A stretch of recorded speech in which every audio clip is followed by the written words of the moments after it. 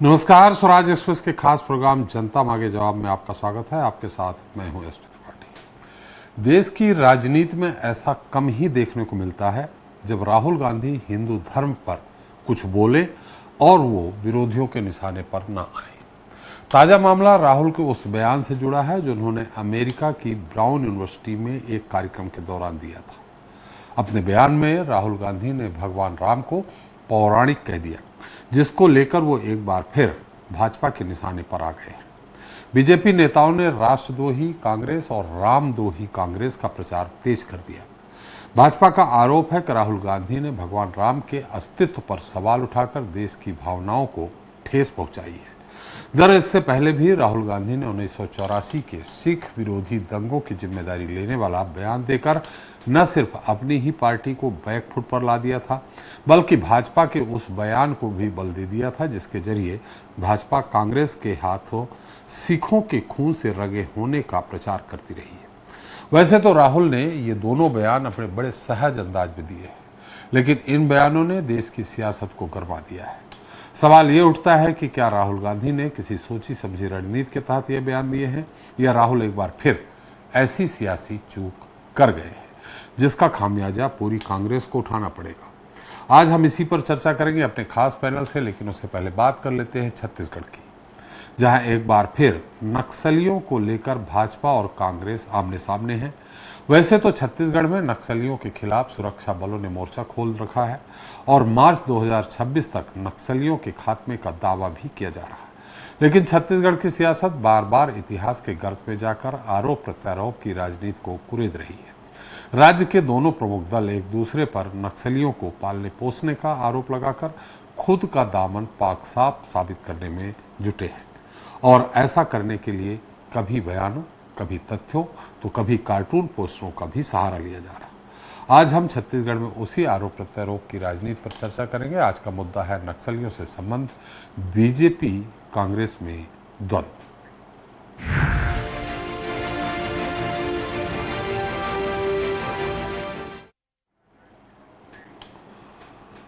तो केंद्रीय गृहमंत्री अमित शाह ने मार्च 2026 तक नक्सलवाद को खत्म करने का लक्ष्य रखा है, जिसके बाद छत्तीसगढ़ के बस्तर में नक्सलियों के खिलाफ एक बड़ा अभियान जारी है। लेकिन इसी बीच सत्ताधारी भाजपा और विपक्ष के बीच लगातार सियासी बयानबाजी भी शुरू हो गई है। बीजेपी ने सोशल मीडिया पर एक पोस्टर जारी कर कांग्रेस पर नक्सलियों के साथ साठगांठ का आरोप लगाया है, तो कांग्रेस ने झीरम घाटी के हवाले से बीजेपी पर गंदी राजनीति करने का आरोप जुड़ा है। आज इस पर चर्चा करेंगे, लेकिन देख लेते हैं एक रिपोर्ट। नक्सलवाद को पूरी तरह से खत्म करने के लिए सशस्त्र बलों के 10,000 से अधिक जवान नक्सलियों के किले को फतह करने के लिए आगे बढ़ रहे हैं। इससे घबराए माओवादी लगातार शांति वार्ता की पेशकश कर रहे हैं, लेकिन इसी बीच छत्तीसगढ़ में सियासी बयानबाजी भी तेज हो गई है। कांग्रेस का आरोप है कि नक्सलियों के खात्मे के बहाने बस्तर में कारपोरेट सेक्टर के लिए रेड कारपेट बिछाने की तैयारी चल रही है, तो दूसरी तरफ बीजेपी ने कांग्रेस पर नक्सलियों के साथ साठगांठ का आरोप लगाते हुए कांग्रेस का हाथ नक्सलियों के साथ वाला एक पोस्टर जारी कर सियासी लड़ाई को आगे बढ़ा दिया है। दोनों पार्टियों के नेता एक दूसरे पर सियासी हमला करने का कोई मौका नहीं छोड़ रहे हैं। हमारे छत्तीसगढ़ के तमाम बड़े नेता, प्रदेश कांग्रेस अध्यक्ष से लेकर तमाम शीर्ष नेता का सफाया हो जाता है और कई कार्यकर्ताओं की मौतें हो गई, और उसके बाद अगर इस तरह का लांछन लगाना, मैं समझता हूं कि भारतीय जनता पार्टी पूरी तरह से दिवालिया हो चुकी है। अगर कांग्रेस ये कह रही है कि उन्होंने अपनी फर्स्ट लाइन लीडरशिप को खो दिया, तो स्वागत करिए ना, आपका बदला हम ले रहे हैं। आप तो छत्तीसगढ़ का विरोध, बस्तर का विरोध कर ही रहे हैं, लेकिन जो नक्सलवाद के खात्मे पर कांग्रेस के बेहुदा बयान हैं, वो नक्सलवाद में अपनी जान गंवाने वाले व्यक्तियों के परिजनों को भी पीड़ा पहुंचाने हैं। बहरहाल सियासी आरोप प्रत्यारोप के बीच अब देखना होगा कि क्या तय लक्ष्य के अनुरूप बीजेपी सरकार बस्तर से नक्सलवाद को खत्म कर पाती है, या कांग्रेस के आरोपों के अनुरूप यह कदम भी कारपोरेट के लिए कालीन बिछाने वाला साबित होता है। स्वराज एक्सप्रेस के लिए रायपुर से दिलीप साहू की रिपोर्ट। तो नक्सलियों से संबंध बीजेपी कांग्रेस में द्वंद्व, इस पर ज्यादा चर्चा के लिए मौजूद है निशिकांत पांडे जी हैं, बीजेपी प्रवक्ता हैं। रायपुर से नितिन बंसाली जी हैं, कांग्रेस होता हैं, पीसी रथ जी हैं, वरिष्ठ पत्रकार हैं। आप सभी का हमारे खास कार्यक्रम में बहुत बहुत स्वागत है। निशिकांत जी, मेरी आवाज आ रही है आपको? निशिकांत जी, मेरी आवाज आ रही है आपको? आ रही जी। निशिकांत जी, कहां आपको लग गया ये पोस्टर जारी करना पड़ा आपको कि नक्सलियों का साथ कांग्रेस का हाथ या कांग्रेस का हाथ नक्सलियों के साथ? कहां आपको ये नया ताजा उदाहरण देखने को मिल गया? त्रिपाठी जी, आपको, नितिन बंसाली जी को, पीसी रथ जी को सलाह जवाब जी। कहां लग गया? देखिए, जिस प्रकार से जब पहली बार ये सफलता हमको मिली कांकेर में जी, तो आते के जैसे ही सफलता मिली उसके साथ ही पीसीसी चीफ ने कहा ये फर्जी एनकाउंटर है और भूपेश बघेल जी ने भी कहा ये फर्जी एनकाउंटर है। आपको समझ में आना चाहिए कि जिस प्रकार से नक्सलियों को पोषित और संरक्षित करने के बाद इनका सफाया हो रहा है, तो जिससे ये बिलबिला रहे कांग्रेस पार्टी, और लगातार आप देखे होंगे कि दिग्विजय सिंह से लेकर राज बब्बर तक लगातार इनसे समर्थन मांगने का प्रयास करते थे कि हमको चुनाव में जिताने का काम नक्सली करे। विषय ये है कि कई नक्सली घटना में, जैसे हमारे एक कार्यकर्ता रतन दुबे जी की हत्या में कांग्रेस पार्टी सम्मिलित थी। जैसे एक प्लेटफॉर्म पे, कांग्रेस पार्टी के प्लेटफॉर्म पे एक व्यक्ति कहता है कि भारतीय जनता पार्टी का कोई भी कार्यकर्ता आपके गली मोहल्ले में वोट मांगने आए तो आप उसका गला रेत दो। परिणाम स्वरूप कई कार्यकर्ताओं को गला रेत दिए जाते हैं। तो इसमें कहीं आपको प्रश्न उठाने का सवाल नहीं है। ये सर्वविदित है कि कांग्रेस पार्टी और जो वामपंथी है, ये भी त्रिपाठी जी आप जानते हैं कांग्रेस पार्टी का वामपंथीकरण हो चुका है। तो दोनों एक ही सिक्के के पहलू हैं। लेकिन कुछ अच्छी बातें ये भी है कि कुछ कांग्रेसी ऐसे भी हैं जो इस कार्रवाई को, इस सफलता पे छत्तीसगढ़ की सरकार के साथ कंधे से कंधा मिला के खड़े हैं। कुछ ऐसे भी लोग हैं जो इस पर प्रश्न चिन्ह उठा रहे हैं। तो जहां पे प्रदेश की जनता देखती है कि नक्सलियों के सफाया होने से, बस्तर सुदूर वनांचल का विकास की रफ्तार तेज होने से किसको तकलीफ हो रही है, वो प्रदेश की जनता के समझ है। त्रिपाठी जी, बहुत ज्यादा निशिकांत जी, कांग्रेस कह रही है और सामने भी है, कहीं न कहीं सुरक्षा में चूक हुई। झीरम घाटी कांड को लेकर कांग्रेस के कितने नेता शहीद हो गए, उसके बाद आप कहें कि कांग्रेस नक्सलियों के साथ है। अगर साथ होती तो इन सबको क्यों गोली मारती? त्रिपाठी, देखिए, पहले तो उनको अश्रुपूर्ण श्रद्धांजलि फिर से अर्पित करते हुए बात रखता हूं कि अगर जस्टिस प्रशांत मिश्रा की रिपोर्ट आई थी तो कांग्रेस पार्टी और भूपेश दाऊ की नेतृत्व में जो कांग्रेस पार्टी की सरकार थी, उन्होंने उस रिपोर्ट को सार्वजनिक क्यों नहीं किया और दूसरी कमेटी क्यों गठित की? ये तो महत्वपूर्ण सवाल है, क्योंकि कहीं ना कहीं इसमें भी कोई ना कोई पंजा छाप सम्मिलित दिखता है। लेकिन जांच हो जाने तक हमको कोई आरोप प्रत्यारोप नहीं करना। लेकिन ये सर्वविदित है कि दिग्विजय सिंह आके यहाँ पे नक्सलियों से समर्थन मांगते हैं, राज बब्बर उनके लिए कसीदे पढ़ते हैं। तो ये कांग्रेस पार्टी के नेता और कार्यकर्ता नहीं है क्या? इसमें कोई किंतु परंतु है क्या? हाँ, जो शहीद हुए हैं उनके पीछे का कॉन्टेक्स्ट क्या है, किस कारण से हुआ, ये तो जांच एजेंसी बताएगी। लेकिन जो भूपेश दाऊ जी अपने ऊपर जेब में सबूत लेके घूमते थे कि हमको सुरक्षा दीजिए, हम बताएंगे कैसी हुई घटना, 5 साल सरकार रही और इतने बड़ी सुरक्षा के साथ रही, उसके बावजूद भी भूपेश बघेल जी इसको सार्वजनिक नहीं किए, तो कहीं ना कहीं इसमें संलिप्तता दिखाई देती है।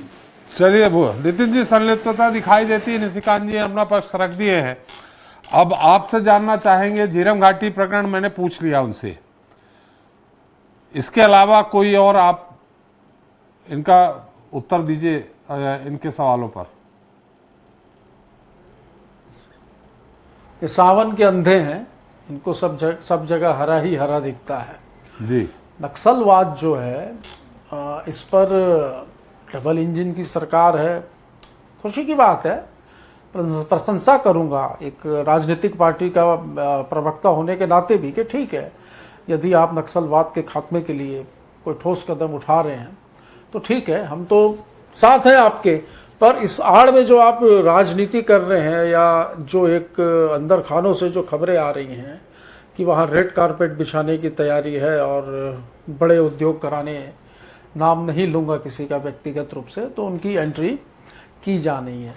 अमित भाई शाह, नितिन जी, उनने साफ साफ कहा है कि इसमें भी जो झीरम घाटी कांड हुआ है उसमें भी किसी न किसी कांग्रेसी का हाथ है, साफ साफ कहा है।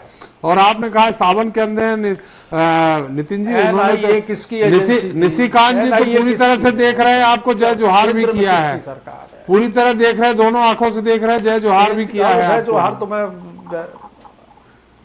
हाँ आंखों से नहीं, कानों से सुने भी और आंखों से देखे भी, मेरी शुभकामनाएं हैं जी उनके साथ। जैसा कि मैंने कहा कि अभी हाल ही में अमित भाई शाह, देश के विद्वान गृह मंत्री, छत्तीसगढ़ आए थे, बस्तर गए थे, तो उन्होंने मंच से ये कहा कि ये हमारे भाई हैं जी। तो जो हथियार पकड़कर जवानों के सामने गोली चला रहे हैं वो हमारे भाई कैसे हुए? दूसरी बात यह है कि टारगेट, ये कोई LIC का टारगेट नहीं है कि 31 मार्च तक के आपको ये टारगेट अचीव करना है, टारगेट से बात नहीं बनेगी। दूसरा, नक्सली पहाड़ियों की तरफ, सेना जो है आपकी फोर्स, पुलिस फोर्स, DRF और CRPF के जवान जो है ये पहाड़ों की तरफ बढ़ रहे हैं और नक्सलियों को घेर रहे हैं, ऐसे समाचार आ रहे हैं। ये 10 दिन का ऑपरेशन है त्रिपाठी जी और 3 दिन का राशन दिया गया है। पता कर लीजिए आपके रिपोर्टर्स के माध्यम से कि 3 दिन का राशन दिया गया है 10 दिन के ऑपरेशन के लिए, जिससे जवानों में भी आक्रोश है। तो कोई भी चीज रणनीति बनाकर की जानी चाहिए। और जैसा कि मैं आपको बता दूं कि 39,000 वर्ग किलोमीटर का क्षेत्र है छत्तीसगढ़ का बस्तर, ये काफी खूबसूरत है। और जिस तरीके से 4 ब्लॉक का नक्सलवाद 2003 में, ये 4 ब्लॉक का नक्सलवाद 15 साल भारतीय जनता पार्टी की सरकार रही और ये 14 जिलों तक पहुंचा, इसकी जिम्मेदारी भी लेनी होगी। हमारी सरकार ने वहां पर काम किया, तभी केंद्रीय गृह मंत्रालय की रिपोर्ट में भी आया कि छत्तीसगढ़ में नक्सलवादी घटनाओं में 80% की कमी हुई।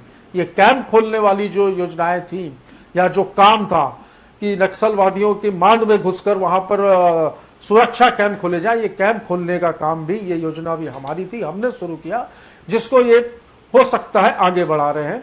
तो ठीक है, नक्सलवाद के सफाई के लिए तो हम बिल्कुल इनके साथ है, पर इस आड़ में यदि कोई कॉरपोरेट घराने को फायदा पहुंचाने की या आदिवासियों के जल जंगल जमीन को हड़पने की कोशिश होगी तो एक सशक्त विपक्ष के रूप में हम। नितिन जी आप बोल रहे हैं नक्सलवाद के सफाई के हम साथ हैं, लेकिन निशिकांत जी बोल रहे हैं, दोनों खुली आंखों से बोल रहे हैं कि नक्सलवादियों के आप साथ हैं, नक्सलवाद सफाया उन्होंने विलुप्त कर दिया। अब उनके व्यक्तिगत विचार होंगे और उनकी पार्टी की बोली बोल रहे हैं, बाकी इस विषय पर उनको क्या जानकारी है, मुझे लगता है जानकारी के अभाव में ये सब बातें कर रहे हैं और ऐसी बातें नहीं करनी चाहिए कि राजनीतिक दल के प्रवक्ता को व्यक्तिगत तौर पे, मुझे ऐसा लगता है। पोस्टर निकाला है भाई, बीजेपी का अधिकृत पोस्टर निकाला गया है। पोस्टर तो इनकी मीडिया सेल, वो है ना IT सेल जी। त्रिपाठी साहब, इनकी IT सेल इतनी ताकतवर है, पेड वर्कर जो इन्होंने 50-50 हजार रुपए सैलरी में जो पेड वर्कर आलीशान 5 स्टार होटल के जैसे जो कार्यालय बने जिसमें IT सेल में बैठकर जो लड़के काम करते हैं, उनके पास क्या यही तो काम है, दिन में पोस्टर जारी करने, AI के माध्यम से फर्जी वीडियो बनाने हैं, दुष्प्रचार करना है, ये अपना काम करें। प्रदेश की जनता और बस्तर का आदिवासी भली भांति सब समझ रहा है और देख रहा है। निशिकांत जी आ रहा हूं मैं आपका रथ जी से, PC रथ जी से, इस पे हम टिप्पणी ले ले। रथ साहब देखिए, कुछ भी हो, पिछले कई दशक से, 4 दशक से लगभग राजनीति कहीं भी हो, लेकिन ले देकर एक धान का मुद्दा और एक नक्सलियों का मुद्दा राजनीति में आ ही जाता है। फिलहाल इस समय आप भी जान रहे हैं कि किस तरह से सेना के जवान लंबे समय से नक्सलियों को घेरने का प्रयास कर रहे हैं, उनके सफाई की बात कर रहे हैं। ऐसे समय पे ऐसा पोस्टर आ जाना, माने एक बार फिर नक्सली राजनीति में प्रवेश कर गए।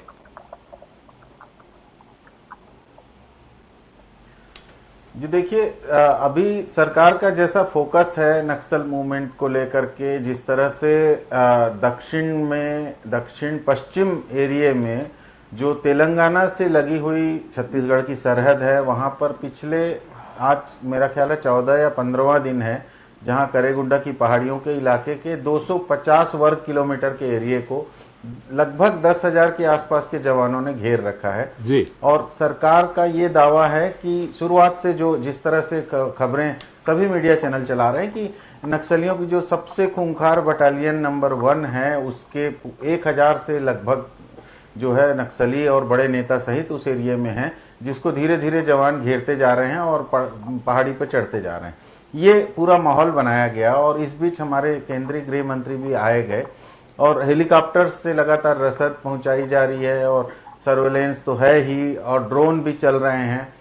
ये पूरा माहौल बना हुआ है और इसके बीच में नक्सलियों की तरफ से पत्र भी आ रहे हैं। इस तरह से मीडिया में पत्र चल रहे हैं, हर दूसरे तीसरे दिन माननीय राज्य के गृह मंत्री जी संबोधित करके वो लगातार पत्र आ रहे हैं कि हमको सुलह चाहिए, हमको शांति की वार्ता चाहिए। अब ऐसा सब माहौल चल रहा है और दूसरी तरफ ये राजनीतिक तौर पे कांग्रेस और भाजपा एक दूसरे को इस तरह से उलाहना देने के लिए एक दूसरे के ऊपर आरोप लगाने की बात कि भाई आप नक्सलियों के साथ हो या आप नक्सलियों के साथ हो।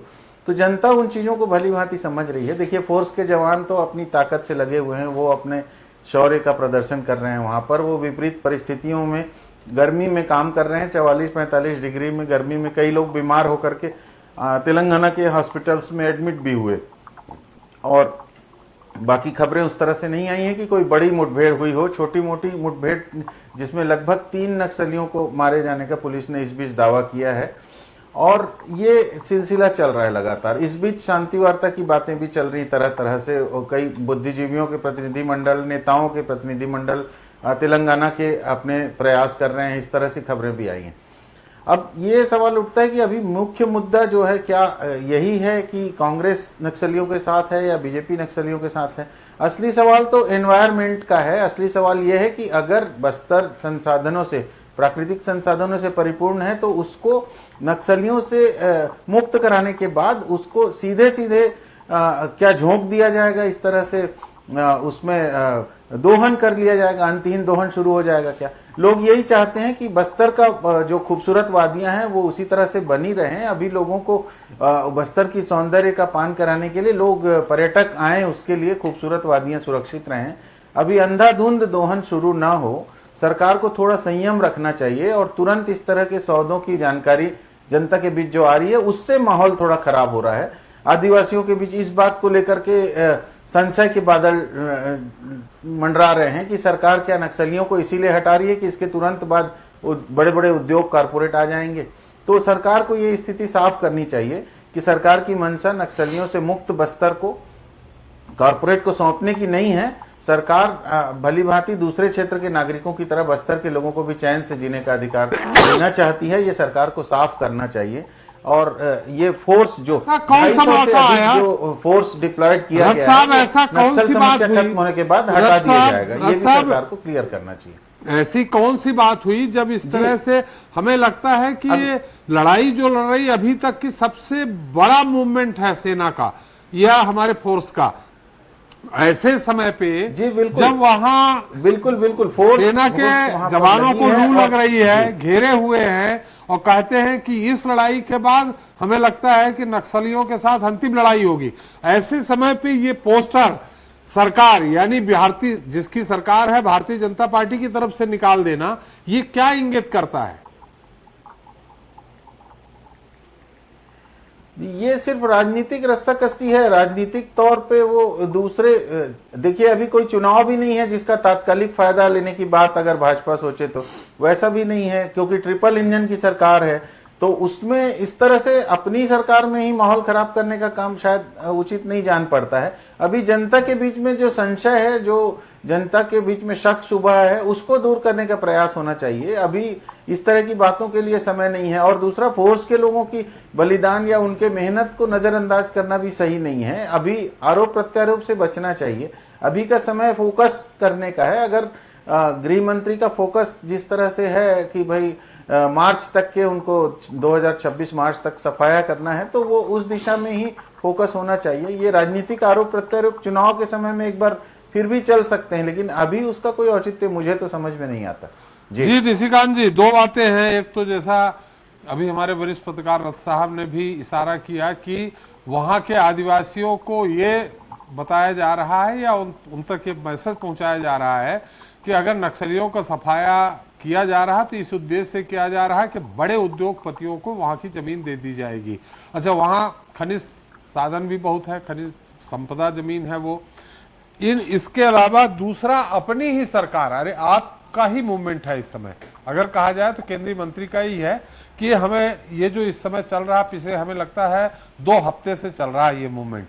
और ऐसा माना जा रहा है, छत्तीसगढ़ के लोग क्या मान रहे हैं नहीं मालूम, लेकिन बाहर के लोग जो दूर दराज राज्यों में है उनको लग रहा है कि अंतिम लड़ाई है नक्सलियों के साथ। विचारधारा वाले लोग भी है वहां पे और कोर नक्सली भी वहां पे है। ऐसे समय पे आपके आईटी सेल को ये पोस्टर निकालने की क्या जरूरत पड़ गई?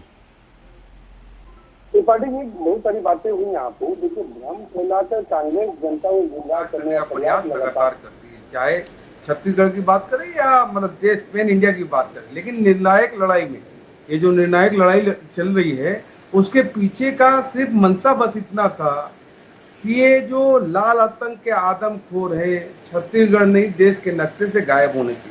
जी, हमारे बड़े भाई पीसी रथ साहब ने भी कहा और नितिन भंसाली जी ने भी कहा कि रेड कारपेट, देखिए रेड जोन में तो है, अभी उसको रेड जोन से निकाल के ग्रीन जोन में हम ले जा रहे हैं। और ये जो सफलता मिल रही है वो सेना के पुरुषार्थ और पराक्रम से मिल रही है। उस पर प्रश्न चिन्ह लगाना अपने आप में ये दर्शाता है कि आपकी मंशा क्या है। हमारे बड़े भाई नितिन भंसाली ने कहा कि 4 ब्लॉक से 14 जिले पहुंच गए।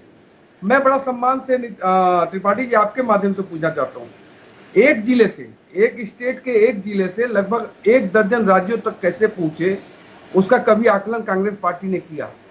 केंद्र में किसकी सरकार थी, राज्यों में किसकी सरकार थी, कैसे ये आदमखोर राज दर राज बढ़ते गए और इनका एक पैरेलली सरकार चलाते गए, किसके कालखंड में हुआ?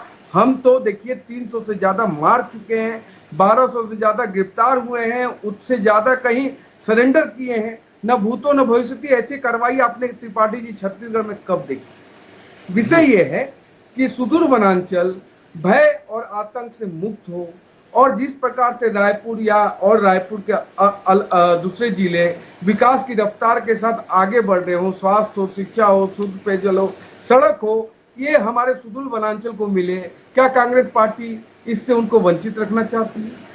आप लगातार बात कर रहे हैं कि उद्योगपतियों को, आप त्रिपाठी जी याद कीजिए सबसे बड़ा उद्योग का काम किसने दिया और किसके कालखंड में दिया? 11,000 करोड़ रुपए का आपने दिया। आप लगातार भ्रम फैलाने के काम कर रहे हैं। ऐसी स्थिति, इसी कारण प्रदेश की जनता ने आपको नगर निगम से उखाड़ के फेंका। लोकसभा विधानसभा में तो परिणाम आपके अपेक्षाकृत नहीं आया। निशिकांत जी, मेरे सवाल का तो उत्तर दे दीजिए कि ऐसे समय पे जब सेना, ये हमारा जो फोर्स है जिन्होंने अभी घेर रखा है उनको, अभी 2-3 दिन पहले तिरंगा भी वहां फहरा दिया गया, ऐसे समय पे आपके आईटी सेल ने ये क्यों पोस्टर जारी किया?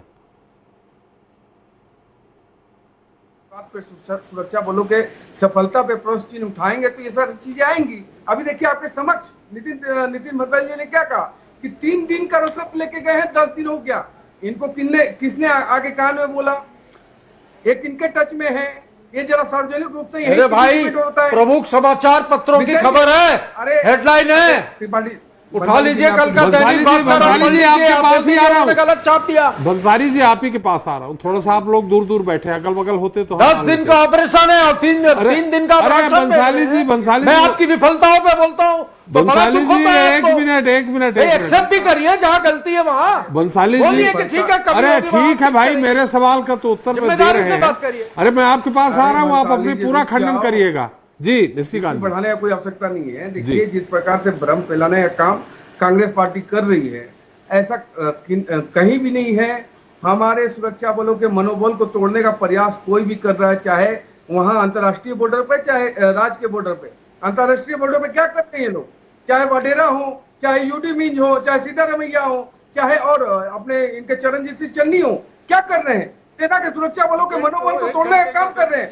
ये नितिन भंसाली की बात करते हैं। मुद्दे पे निशिकांत जी, नक्सलियों के मुद्दे पे नितिन जी एक मिनट, थोड़ा धैर्य रखिए, हम आपके पास पूरा समय देंगे, पूरा, और आप इसे समाप्त करेंगे। जी अरे रुक तो जाइए नितिन जी, उनकी बात पूरी हो जाने दीजिए। जी त्रिपाठी जी, मैं मुद्दे पे ही हूँ। मैं बोल रहा हूँ कि चाहे अंतर्राष्ट्रीय बॉर्डर हो, चाहे अंतर्राज्यीय बॉर्डर हो, हर जगह कांग्रेस पार्टी का चरित्र उजागर हो रहा है कि हर जगह प्रश्न उठाना है। अरे सुरक्षा बलों का कार्रवाई है, उनके सफलता पे भी प्रश्न उठाते हो, और जब मनसा पे प्रश्न उठाते हो कि ये कारपेट को दे देंगे। कारपेट रायगढ़ में काम नहीं कर रहा है क्या? आपने दिया था नहीं काम, उससे मैं आपको चिंता नहीं हो रही थी प्रदेश की। और दूसरी बात त्रिपाठी जी की जब संसद नितिन जी 1 मिनट रुक तो जाइए भाई, आज इतना धैर्य क्यों खो रहे हैं आप? राजनीति करेगा तो बर्दाश्त नहीं करेंगे। नितिन जी 1 मिनट रुक तो जाइए। निशिकांत जी आप थोड़ा सा रुक जाइए, नितिन जी को ही बोल लेने दीजिए। जी नितिन जी आप बात करिए, फिर निशिकांत जी आ रहा हूं मैं आपका, आ रहा हूं फिर से आ रहा हूं। जी नितिन जी देखिए, जवानों के शौर्य को त्रिपाठी जी हम सैल्यूट करते हैं, मैं सैल्यूट करता हूं। और ये जो कुछ हो रहा है जवानों का शौर्य है, हम उनका मनोबल ही बढ़ाया है हमने हमेशा।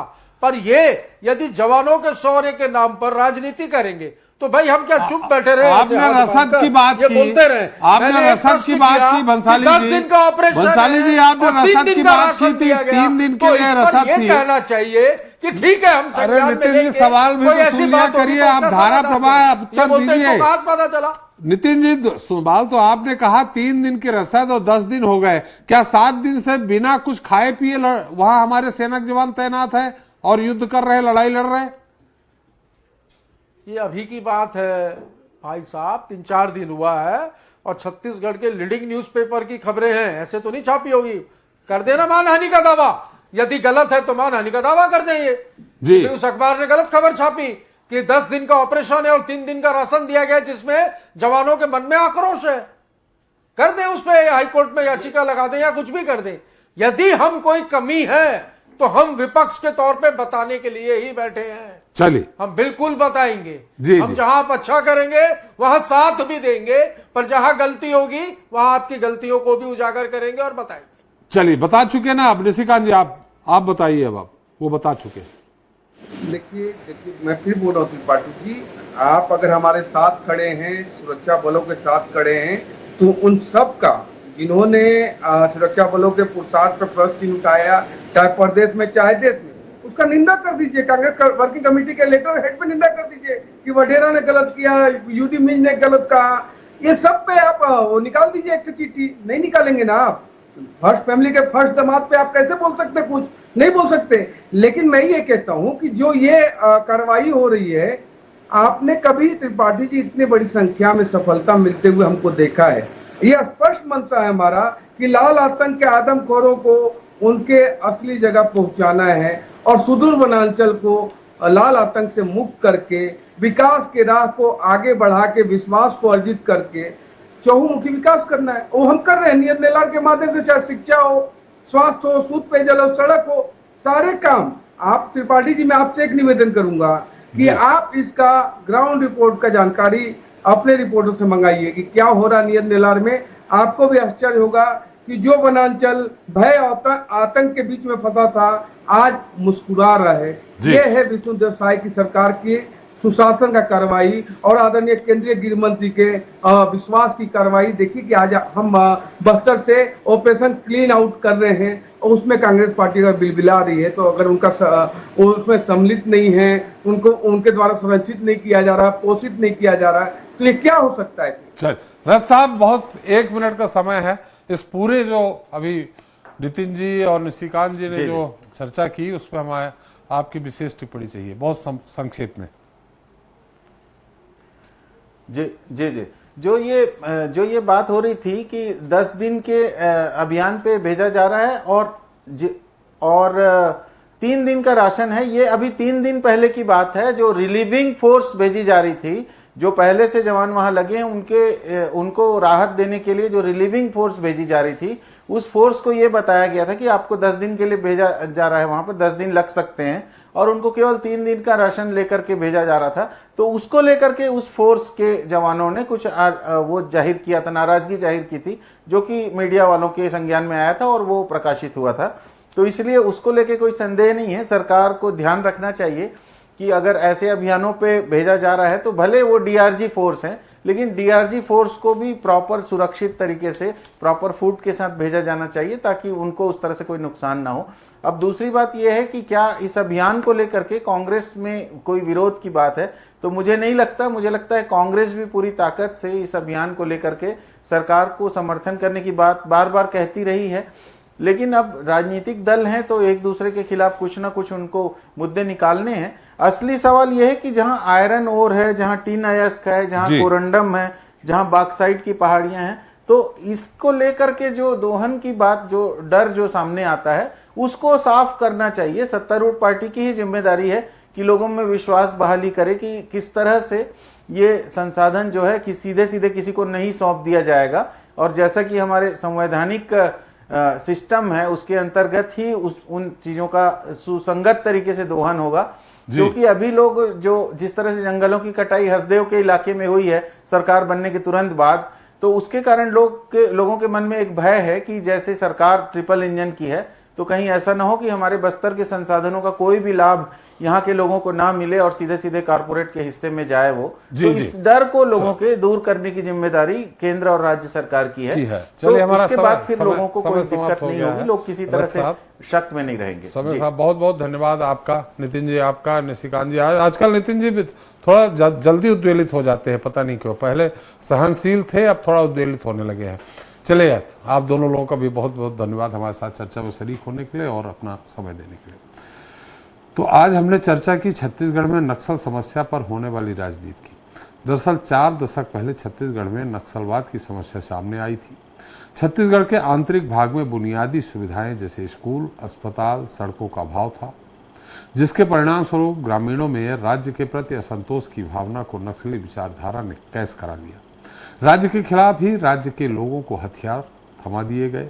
छत्तीसगढ़ में पनपती इस समस्या को जब तक राज्य की सरकारें समझ पाती तब तक नक्सलवाद नासूर बन चुका था, जिसके बाद नतीजा ये हुआ कि सरकार चाहे कांग्रेस की हो या भाजपा की, नक्सलवाद को कोई भी काबू नहीं कर सका। रही सही कसर राजनीतिक दलों की कमजोर इच्छा शक्ति ने पूरी कर दी और एक दूसरे पर आरोप लगाकर समस्या की इतिसी करने का प्रयास भी राज्य की नीयत बन गया। ये तो रही बात छत्तीसगढ़